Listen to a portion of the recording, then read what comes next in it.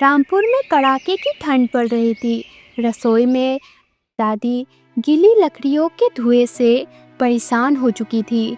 वही अंदर छाया रजाई ओढ़कर मज़े से सो रही थी। दादी, आप रहने दीजिए, लकड़ियाँ गीली है और धुएं से आपकी तबीयत खराब हो जाएगी। मैं अभी पड़ोस से थोड़ी लकड़ी मांग कर लाती हूँ। अरे क्या करूं बेटी, किस्मत ही गीली लकड़ी जैसी हो गई है। ना जलती है ना बुझती है। देख तो जरा, तेरी लाडली बहन उठी या नहीं। सूरज ढलने को है और महारानी की नींद नहीं टूटती। मैं देखती हूँ दादी, आप गुस्सा मत कीजिए। कमरे में सामान इधर उधर बिखरा पड़ा था और छाया बेसुध सो रही थी। रोशनी ने धीरे से उसे हिलाया। दीदी, ओ दीदी, उठ जाइए। देखिए दोपहर हो गई है। पिताजी खेत से आने वाले होंगे, उन्हें भूख लगी होगी।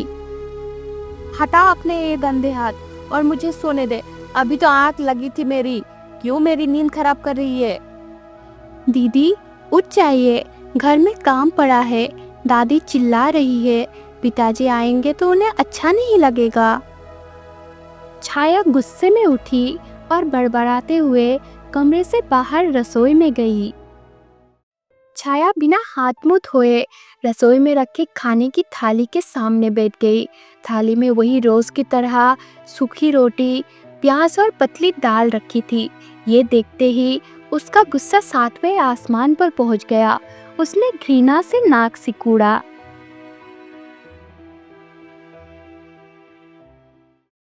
ये क्या है? फिर वही सड़ा हुआ खाना।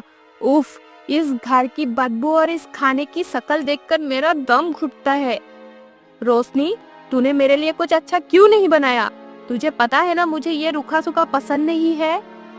दीदी, घर में जो राशन बचा था मैंने उसी से बनाया है। पिताजी ने कहा था कि आज मजदूरी मिलेगी तो शाम को वो अच्छी अच्छी सब्जियां लाएंगे। तब तक आप ये खा लीजिए। नहीं चाहिए मुझे ये भिखारियों वाला खाना। हटा इसे मेरे नजरों के सामने से। छाया ने आओ देखा न ताओ जोर से थाली को ठोकर मारी। ठीक उसी समय रामदीन घर के दरवाजे पर पहुंचा। थाली गिरने की आवाज और बेटी का ये रूप देखकर वो दरवाजे पर ही ठिठक गया। बेटी छाया, ये क्या कर रही है? अन्न को लात मार रही है। हम गरीबों के लिए ये सूखी रोटी ही भगवान का प्रसाद है। इसे ऐसे मत ठुकरा बेटी। बंद कीजिए अपना ये प्रवचन पिताजी। प्रसाद, ये प्रसाद आप ही खाइए। मैं तंग आ चुकी हूँ आपकी इस गरीबी से। मेरी सहेलियों के घर रोज दावत होती है और एक हम है जो दाने दाने को मोहताज है। मुझे आज ये सड़ा हुआ खाना नहीं खाना। अरे ओ कलमुही, शर्म नहीं आती बाप से ऐसे बात करते हुए? वो सुबह से भूखा प्यासा काम कर रहा है ताकि तेरे पेट में अन्न जा सके, और तू नखरे दिखा रही है। पाप तो मुझे तब लगी थी दादी, जब मैं इस मनहूस घर में पैदा हुई थी। पिताजी, सुन लीजिए, आज जमींदार के यहाँ दावत है। पूरे गांव में अच्छे खाने की खुशबू आ रही है। मेरा मन मचल रहा है। मुझे नहीं पता आप क्या करेंगे, लेकिन मुझे आज शाम को अपने थाली में अच्छा खाना चाहिए। बेटी, तू ये क्या कह रही है? तुझे पता है, आज ठेकेदार ने आधे पैसे काट लिए। मेरे पास तो नमक खरीदने के भी पैसे नहीं हैं। मैं तुझे महंगा खाना कहाँ से लाकर दूं? मुझे नहीं पता, आप बाप है, ये आपकी जिम्मेदारी है। जाइए, चोरी कीजिए, डाका डालिए या खुद को गिरवी रख दीजिए, लेकिन अगर आज शाम को मेरी थाली में अच्छा खाना नहीं मिला तो मैं इसी घर में जहर खा लूंगी। मैं भूख से मर जाऊंगी, लेकिन यह सूखा रोटी आप मेरे गले से नीचे नहीं उतरेगी। दीदी, भगवान के लिए ऐसा मत बोलिए। पिताजी पहले से ही बहुत परेशान है। तू चुप रहे। तू तो पैदा ही नौकरानी बनने के लिए हुई है। मुझे मेरा हक चाहिए। पिताजी, फैसला आपके हाथ में है। या तो शाम को अच्छा खाना या अपनी बेटी की लाश। रामदीन कांपने लगा। एक पिता के सामने उसकी बेटी जान देने की धमकी दे रही थी। उसने अपनी थकान को एक तरफ रखा और अपनी फटी हुई जेब टटोली जो खाली थी। उसकी आंखों में आंसू आ गए। बेटी के जिद के आगे मजबूर एक पिता नंगे पैर फिर से गांव की सड़कों पर निकल पड़ा। रामदीन गिरते पड़ते गांव के सबसे अमीर आदमी ठाकुर विक्रम सिंह की हवेली पहुंचा। हवेली किसी किले जैसी थी। दरवाजे पर खड़े पहरेदारों ने उसे रोका, लेकिन उसकी हालत देखकर उन्हें दया आ गई और उन्होंने उसे अंदर जाने दिया। अंदर ठाकुर विक्रम सिंह मखमली गद्दे पर शान से बैठा हुक्का पी रहा था।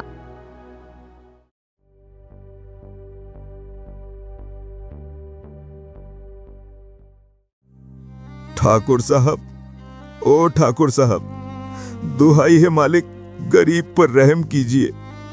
एक बार मेरी फरियाद सुन लीजिए। कौन है तू और इस वक्त यहाँ क्यों चिल्ला रहा है? क्या गांव में अकाल पड़ गया है? मालिक, अकाल गांव में नहीं, मेरे घर में पड़ा है।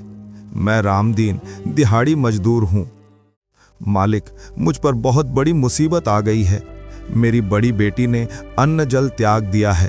उसने कसम खाई है कि अगर आज उसे अच्छी खाना नहीं मिला तो वो जान दे देगी। मालिक, मेरे पास फूटी कौड़ी नहीं है। अगर आप थोड़ा अग्रिम वेतन दे देते तो मेरी बच्ची की जान बच जाती। क्या बात है रामदीन, तेरी तो किस्मत ही खराब है। खुद के पास तन ढकने को कपड़ा नहीं और बेटी के नखरे नवाबों वाले। महंगा खाना चाहिए उसे। अरे गरीबों को तो सूखी रोटी मिल जाए वही बहुत है। मैं यहाँ खैरात बांटने नहीं बैठा हूं। मालिक, मेरी बच्चे की जान का सवाल है, रहम कीजिए। मैं जीवन भर आपका गुलाम बनकर रहूंगा। मेरे प्राण ले लीजिए, पर कुछ पैसे दे दीजिए। गुलाम तो तू वैसे भी है रामदीन, लेकिन देख, मेरा एक उसूल है, बिना काम के मैं किसी को एक पैसा नहीं देता। लेकिन आज मेरा मूड ठीक है। एक रास्ता है। मेरी हवेली देख रहे हो? पिछले 1 महीने से नौकरानी बीमार है, नहीं आ रही। हवेली में धूल जम गई है। अगर तू अपनी उस बेटी को यहां भेज सके जो मेरे घर को चकाचक साफ कर दे, तो मैं तुझे मुंह मांगी रकम दूंगा। बोल, मंजूर है? मंजूर है मालिक, 100 बार मंजूर है। मेरी बेटी बहुत होनहार है। वो कल सुबह ही आ जाएगी और आपकी हवेली को मंदिर जैसा चमका देगी। रामदीन दौड़ता हुआ घर वापस आया। उसके चेहरे पर थोड़ी राहत थी कि अब वो अपनी बेटी की इच्छा पूरी कर पाएगा। घर पहुंचते ही उसने छाया को आवाज दी। छाया, ओ बेटी छाया, खुश हो जा, तेरा इंतजाम हो गया। ठाकुर साहब मान गए हैं। बस तुझे कल सुबह उनकी हवेली जाकर सफाई करनी होगी। घर साफ करना है, बदले में वो पैसे देंगे जिससे तेरा स्वादिष्ट खाना आ जाएगा। ये सुनते ही छाया का मुंह बन गया। क्या बकवास कर रहे हैं आप? सफाई, और वो भी मैं? पिताजी, आपने मेरी तरफ देखा भी है? क्या मेरे हाथ झाड़ू पकड़ने के लिए बने हैं? मैं उस गंदी हवेली में जाकर नौकरानी का काम नहीं करूंगी। कतई नहीं, मैं रानी बनने के लिए पैदा हुई हूँ, नौकरानी बनने के लिए नहीं। लेकिन बेटी, तूने ही तो जिद की थी। मैंने ठाकुर साहब को जुबान दे दी है। अब अगर तू काम नहीं करेगी तो पैसे कैसे मिलेंगे? मुझे नहीं पता, मैं धूल मिट्टी में अपने हाथ काले नहीं करूंगी। अगर आप पैसे नहीं ला सकते तो रहने दीजिए, मैं भूखी ही सो जाऊंगी, पर झाड़ू नहीं लगाऊंगी। रामदीन हताश होकर जमीन पर बैठ गया। उसे लगा सब खत्म हो गया। तभी रोशनी धीरे से आगे आई और अपने पिता से बोली, पिताजी, आप रोइए मत। दीदी के कोमल हाथ खराब हो जाएंगे, इसीलिए वो नहीं जा सकती, लेकिन मैं तो जा सकती हूँ ना। मैं चली जाऊंगी ठाकुर साहब की हवेली, मैं सफाई कर दूंगी। अब बस दीदी के लिए खाना ले आइएगा। रोशनी, मेरी बच्ची, तू हमेशा मेरा मान रख लेती है। हाँ, ये ठीक है, इसे ही भेज दो। वैसे भी इसे काम करने की आदत है। रोशनी, सुन, अच्छे से सफाई करना, वरना पिताजी को पैसे नहीं मिलेंगे और मुझे खाना नहीं मिलेगा।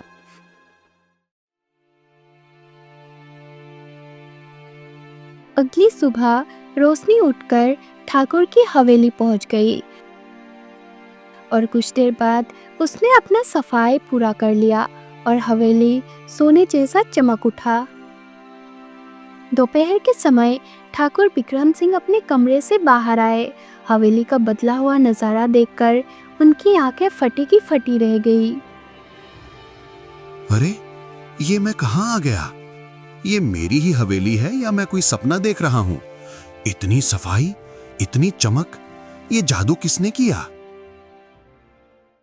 तभी उनकी नजर रोशनी पर पड़ी, जो पसीने में भीगे होने के बावजूद भी उसका चेहरा किसी देवी की मूर्ति की तरह दमक रहा था।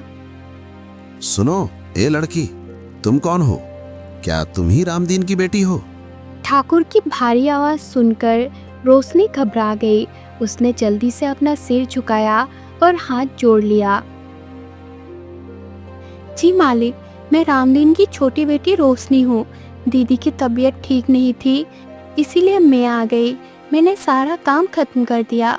अगर कोई गलती हो गई हो तो माफ कर दीजिएगा। इतनी सुंदरता और इतनी सादगी, काम में इतनी निपुणता। आज तक मैंने जितनी भी लड़कियां देखी, सब मेरे धन पर मरती थीं, लेकिन ये लड़की, इसमें एक अलग ही बात है। ऐसी ही लड़की तो इस हवेली की ठकुराइन बनने के लायक है। गलती, तुमने तो कमाल कर दिया रोशनी। तुम्हारे हाथों में जादू है। तुम अब जा सकती हो, लेकिन अपने पिताजी को मेरे पास भेजना। मुझे उनसे बहुत जरूरी बात करनी है। शाम को गांव में हलचल मच गई। ठाकुर विक्रम सिंह खुद रामदीन के घर आए। पूरा गांव हैरान था। छाया को लगा कि ठाकुर उसकी सुंदरता की चर्चा सुनकर उसे देखने आए हैं। वो जल्दी से शीशे के सामने खड़ी होकर बाल संवारने लगी। मुझे पता था ठाकुर साहब मेरे ही तलाश में आए होंगे। आखिर मैं हूँ ही इतनी हसीन। रोशनी ने जाकर जरूर मेरी तारीफ की होगी। आप देखना, मैं कैसे इस झोपड़ी से निकलकर महल की रानी बनूंगी, रानी। ठाकुर घर के अंदर आए। रामदीन डरते हुए हाथ जोड़कर खड़ा हो गया। मालिक, आप? मेरे गरीब खाने पर कोई गलती हो गई क्या मुझसे या रोशनी से? नहीं रामदीन, डरो मत। गलती नहीं, पुण्य किया है तुमने ऐसी बेटी को जन्म देकर। तुम्हारी बेटी रोशनी ने आज मेरे घर को स्वर्ग बना दिया। मैं तुमसे कुछ मांगने आया हूं। हुक्म कीजिए मालिक। मैं तुम्हारी छोटी बेटी रोशनी का हाथ मांगता हूं। मैं उसे अपनी पत्नी और इस गांव की ठकुराइन बनाना चाहता हूं। क्या तुम्हें मंजूर है? यह सुनते ही दरवाजे के पीछे खड़ी छाया के हाथ से कंघी छूटकर गिर गई। उसे जैसे सांप सूंघ गया। क्या? रोशनी, वो साधारण सी नौकरानी जैसे दिखने वाली रोशनी, और मैं, ठाकुर साहब ने मेरे तरफ देखा भी नहीं। ये कैसे हो सकता है? ये नहीं हो सकता। हे भगवान, मेरी बच्ची के भाग्य खुल गए। मुझे मंजूर है मालिक, मुझे 100 बार मंजूर है।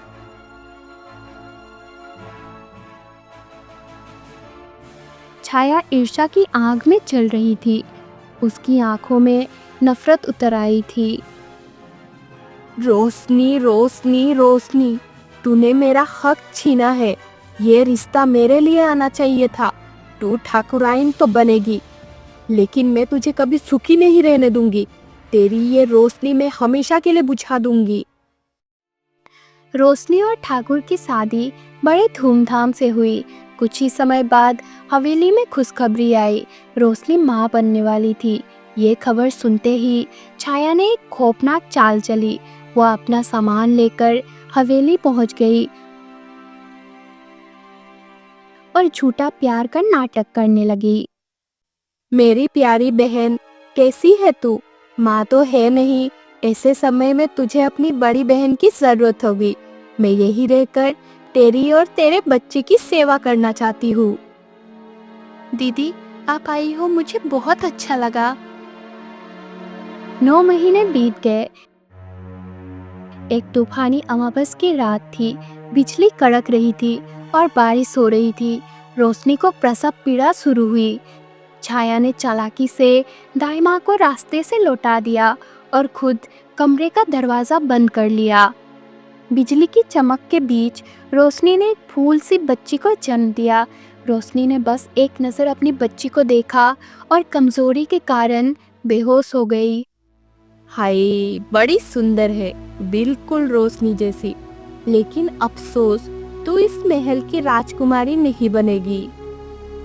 छाया उस बच्ची को लेकर जंगल पहुंची और उस नन्ही चांद को एक बांस की टोकरी में रखा और नदी में फेंक दिया।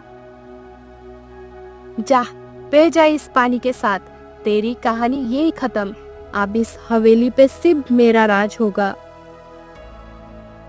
इसके बाद छाया अपने बहन के कमरे में गई और थैले से एक मरा हुआ पिल्ला निकाला जिसे वो पहले से मार कर लाई थी।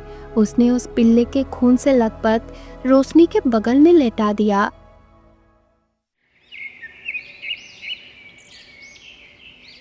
सुबह होते ही छाया छाती पीट पीट कर रोना शुरू कर दिया। उसकी आवाज़ सुनकर ठाकुर दौड़ते हुए आए। क्या हुआ छाया? रोशनी ठीक है ना? और मेरा बच्चा कहाँ है? मालिक, आपकी पत्नी ने इंसान को नहीं, जानवर को जन्म दिया है। रोशनी कोई साधारण औरत नहीं, ये तो कुलच्छनी है। शायद कोई डायन है जो हमारा वंश खत्म करने आई थी। इसे आप ही निकाल दीजिए ठाकुर साहब। ठाकुर ने आगे बढ़कर पालना देखा। वहां मरे हुए पिल्ले को देखकर फिर डर और घृणा से पीछे हट गए। ये क्या है? ये जानवर का बच्चा यहाँ कैसे? रोशनी, ये किसकी औलाद है? नहीं, ये झूठ है। मैंने अपने बच्चे की रोने की आवाज सुनी थी। दीदी, आप ऐसा क्यों कर रही है? ये मेरा बच्चा नहीं है। चुप रहो, मेरी आंखों के सामने सबूत है। इंसान के पेट से जानवर? छी! पहरेदार अंदर आए। ठाकुर का गुस्सा बेकाबू हो चुका था। इस औरत को धक्के मारकर हवेली से बाहर निकाल दो, और खबरदार, अगर ये दोबारा इस गांव में दिखी तो इसे जिंदा जला देना। पहरेदारों ने रोशनी को बाहर फेंक दिया। छाया ये नज़ारा देख रही थी। उसके चेहरे पर जीत की एक शैतानी मुस्कान थी। 7 साल बीत गए। वो रोशनी जो कभी ठाकुराइन थी अब पागलों की तरह भटकती थी। उसके पिता रामदीन और दादी ये सदमा बर्दाश्त नहीं कर पाए और उनकी मौत हो गई। अब रोशनी बिल्कुल अकेली थी। वहीं दूसरी ओर नदी में बहती बच्ची को एक साधु बाबा ने बचाया था और उसका नाम लक्ष्मी रखा था। बाबा, आज मुझे फिर वही सपना आया। एक बहुत बड़ी हवेली, बारिश और एक औरत के रोने की आवाज। वो मुझे पुकार रही है बाबा। वो कौन है?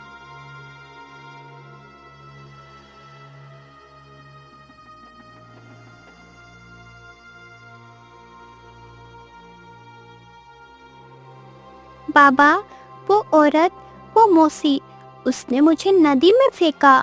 और मेरी माँ निर्दोष है। मुझे जाना होगा। मुझे अपने माँ को न्याय दिलाना होगा। लक्ष्मी ने गांव जाकर अपनी माँ रोशनी को ढूंढा और उसे लेकर हवेली पहुंची।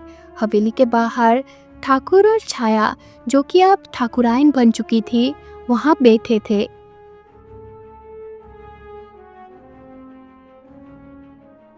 अरे, ये भिखारिन फिर यहाँ आ गई। और ये लड़की कौन है? पहरेदारों, धक्के मारकर निकालो इन दोनों को।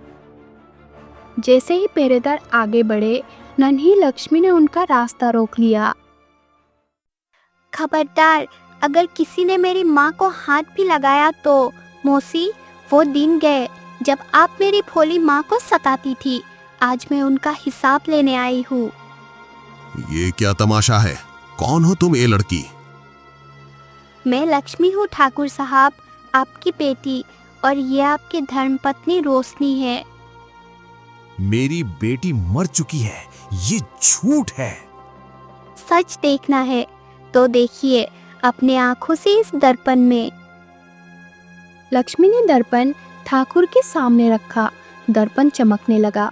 उसमें छाया का सारा काला सच चलने लगा।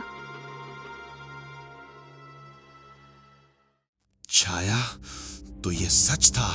तुमने मेरी बच्ची को मारने की कोशिश की। तुमने मुझसे मेरी पत्नी छीनी।